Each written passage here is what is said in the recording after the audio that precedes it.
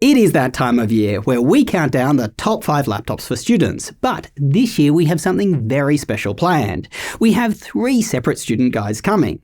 Today's is all about the best laptops for most students. These are the laptops that cost around $1,000 or more and are really the best for most of you. Then after this we have 2 more videos coming. The best laptops for students shopping on a tighter budget, and then the best laptops for students who want a powerful GPU. This is for students who want to do some serious gaming while at school, maybe some video editing, or even on-device AI. So make sure that you're subscribed with the notification bell on so you don't miss any of those videos.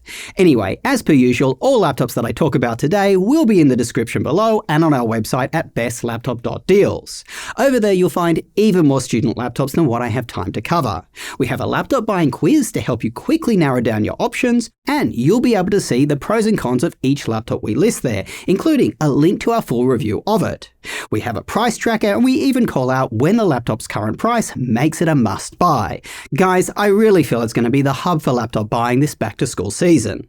Now, to prep for today's video, we spent a full day on campus. We interviewed real students about what they need from a laptop, but we had one little trick up our sleeves.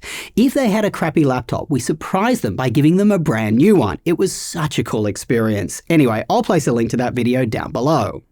So, here's what we heard from the students that we met.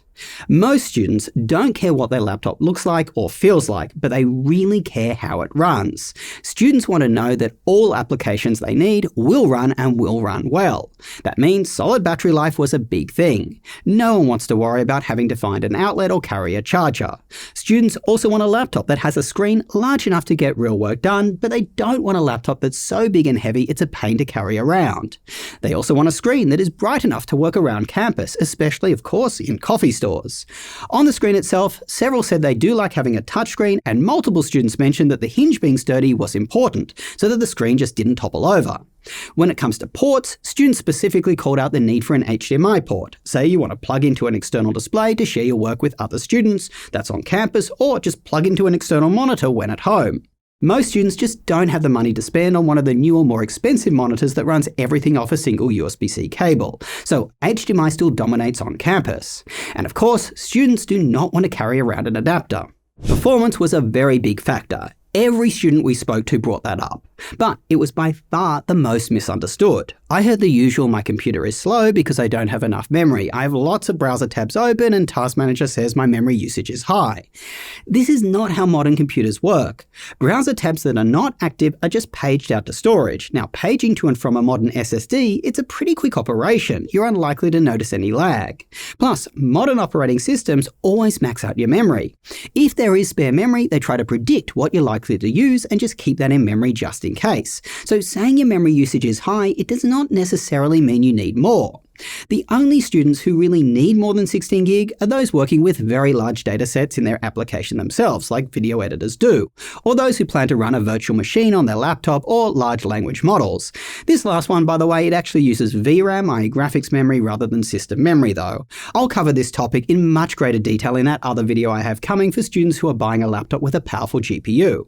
Anyway, for most students, 16 gig is fine, and if you are seeing a slowdown, it is likely due to another bottleneck. But more memory, it's always a good thing to have. Now, on the other bottlenecks, the absolute worst point of confusion though was which CPU to get. One student spent $1,000 buying a new laptop and asked me why it was so slow. When I looked at it, it had a 12th gen Intel U processor inside. That is a low-powered processor from 4 years ago. She was tricked. To make your life as easy as possible, I've compiled a guide of which processor you should go for. You'll find it on screen right now.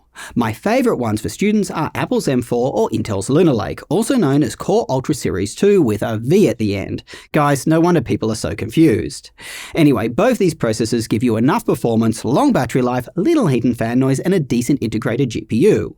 The Apple processor is definitely more powerful than the Intel one and better for more intensive tasks like video editing or programming. But some people may not want macOS, particularly those who like to game. Intel processors are going to be better for light gaming if you want to do some of that while at school. If you want a more powerful processor for a Windows laptop that is competitive to Apple's M4 performance, I'd recommend either an Intel Arrow Lake H processor or an AMD Ryzen 9 one. Those chips are on screen right now. These will give you similar performance to Apple's M4 chips, but you will get less battery life unfortunately when compared with a MacBook. Now, you may see laptops with Qualcomm Snapdragon processors being marketed heavily at students. For example, Microsoft Surface laptops. All Qualcomm laptops run the ARM version of Windows. Some Windows applications they don't run on this version, specifically specialized applications, or they just don't run well. Even if the applications you run today work perfectly on one of these laptops, please keep in mind that you're going to be at school for a very long time. You don't know what you're going to want to run during that time. Laptops with these processors, I feel they're more viable for students shopping on a very tight budget who need to make big trade-offs. But today's video, it's all about the best laptops for most students, so I will not be recommending any Qualcomm Snapdragon laptops today. Now, with that out of the way, here are our top 5 laptops for students. Number 5. HP's OmniBook Ultra. If you're looking for a Windows laptop with very strong CPU performance, this is a great option. It comes with one of AMD's excellent Ryzen 9 processors. These give you a ton of performance, especially for a 14-inch laptop. You can think of these chips as the next level up from Intel's Lunar Lake that I mentioned earlier. They compete with Intel's Arrow Lake H chips. Normally, you'd have to buy a larger, more expensive laptop to get such a processor in one, such as a gaming laptop. In fact, talking about pricing, you can often find the OmniBook Ultra on sale for around $1,000 with 32GB of memory. This makes it an absolutely killer deal. Other laptops at this price point with a powerful processor just feel cheap when compared to the OmniBook, like Asus's ZenBook 14. Now, this being said, the OmniBook Ultra, it isn't without its flaws. Its screen only refreshes at 60Hz, and if that's a deal breaker, just get the ZenBook I just mentioned. Other than that, the OmniBook's keyboard feels a little low travel. It is also on the heavier end for a 14-inch laptop, and it is missing an HDMI port. If you're outside the USA, Lenovo's Yoga Pro 714 is a nice alternative. It has a larger 14.5-inch panel, but here in the USA, that laptop is very hard to come by. Number 4. Lenovo Slim 7i Aura Edition. There are 2 of them, a 14-inch and a 15-inch version. We like both, but for different reasons. The 14-inch gives you insane battery life, the best of any laptop we've tested. The 15-inch is very compact and lightweight for a laptop with such a large display. Both of these include Intel's Lunar Lake chips. In fact, the 15-inch actually feeds its processor a couple more watts of power than most laptops with one of those chips, so it performs a bit better. Both 7i's include one of Lenovo's signature super comfortable keyboards. It's awesome. They both have a good variety of ports, including USB-C, USB-A, and HDMI. The 14-inch even gets a microSD card reader. It's weird that the larger 15-inch doesn't get one. In terms of cons, the Slim 7i's trackpads, they feel a bit cheap when compared to other laptops on today's list. They still get the job done though. Other than that, the 14-inch panel only has a resolution of 1920 by 1200, so small text just won't look as sharp as on other higher resolution panels, like the one in the 15-inch version of the Slim 7i. That being said, the 14-inch panel is one of the best 1920 by 1200 ones out there, and it is OLED. In fact, its lower resolution panel also brings with it some benefits. It requires less power to drive it, so it helps give you that crazy long battery life. Now, the 15-inch Slim 7i's cons are that its battery life is a bit mid for such a laptop and its display isn't OLED. That being said, it is still a solid IPS panel, so I wouldn't make that a reason to not buy it. Number 3. The HP OmniBook Ultra Flip, the best all-round student laptop. Everything about the Flip is just good to great, and it's even a 2-in-1 with pen support. If you're looking for a laptop that can do it all and be used as a tablet, this is the one to get. Just like the Slim 7i, it has Intel's Lunar Lake processor inside. It has a good OLED high-resolution fast refresh rate display. It has charging-capable USB-C ports on either side, so cables won't get in your way, and it feels nice and premium. It even has a haptic trackpad. So what are its cons? Well, the OmniBook Ultra Flip lacks an HDMI port. In fact, it also lacks a USB-A port. Its display isn't as bright as others on our list. Its haptic trackpad, while mostly accurate, is really large, and occasionally, when you rest your palms on it, you may notice palm rejection issues. That's where your mouse just suddenly jumps to a location you didn't intend. Alright, we're down to the final 2, and no surprises given how many of these you see on campus, they're both Apples.